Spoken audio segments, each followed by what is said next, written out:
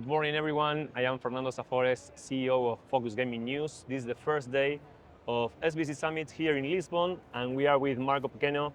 He's the country manager for Amusnet in Brazil. Marco, thank you so much for being with us today. Sure, happy to be here. First day of the show, first moments of the show, 10 a.m. Yeah, we just started, I guess. How is the expectation that you have for the show? My expectations for shows are always high, especially when they're built like this. Especially when there's opportunities on every corner. I know that clients are coming, partners are coming. So even if it's just catching up and strengthening relationships, it's always a good opportunity to see old friends and do business. So expectations are always high for these kind of things. Great, great. Well, let's go to Latin America a little bit, yeah. because I know that Amusnet is working very hard in Brazil and in other countries. So how can you compare the position that Amusnet has already in Brazil? And if we have to compare with another market such as Peru, Colombia, for example? There isn't really a comparison between Brazil and other markets, Latin American ones, because Brazil it's a thing on its own. Things work. I was just having a conversation about this with some colleagues from the company. I was telling them Brazil works kind of upside down to other countries, right? So what works in other countries, even Latin American ones, even for example Argentina, which is a neighbor country, doesn't necessarily work in Brazil, or things, they work in opposite directions in some cases. So the first thing that we have to take into account is language. Portuguese is completely different from Spanish, and it's for non-Latin American companies that can be a challenge, right? So localizing the staff and the products, that's a very important step. And so the second point is the size of the country, right? Brazil is a continental proportions. We have different cultures in every region, so we have to be as localized as possible, not only to the country, but to each region, to understand their cultures, to understand how they speak different dialects even in some cases. So it's a very complex country to work with, but extremely high potential. I'm talking about Brazil.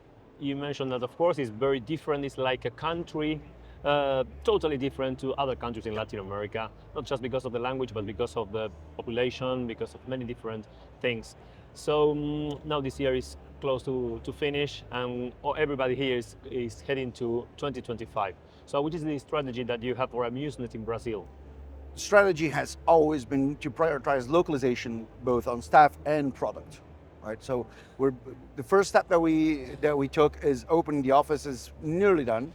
We should have an office in the coming days, officially open in Brazil, ready to receive visitors. And localizing the team, we're already doing our first hires for the Brazilian market, always in Brazil, always Brazilian, to be working within the office.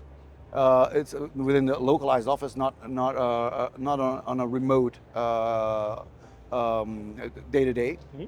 And but also on the product side, we're localizing as much as possible, not only translating the games, which is a very basic step, but understanding the country's culture, and that's where I come in, living the culture every day, and adapting our games to that culture. So creating new characters, for example, goes a long way. Those are very detailed steps that will mean a big challenge and a big growth opportunity for us in Brazil eventually. And how is Amusnet working in terms of the new regulation in Brazil? So which is the main challenges that Amusnet is facing today? At the moment, we are looking forward to a regulation, something that we welcome very much. We want to adhere to the regulation, so we are preparing to certify our games to the regulation. This is something that it's widespread knowledge that game providers will need to be certified. We're certifying already a big batch of games for the country, and we're going to be fully ready when January 1st comes to be working with our biggest clients in a very close manner. Well, we look forward for it for next year. So thank you so much, Marco, for being with us today. And you guys stay there because we have more things to come. So Marco, see you later very soon. All right. Okay. Catch you in a bit. Thank you, my friend.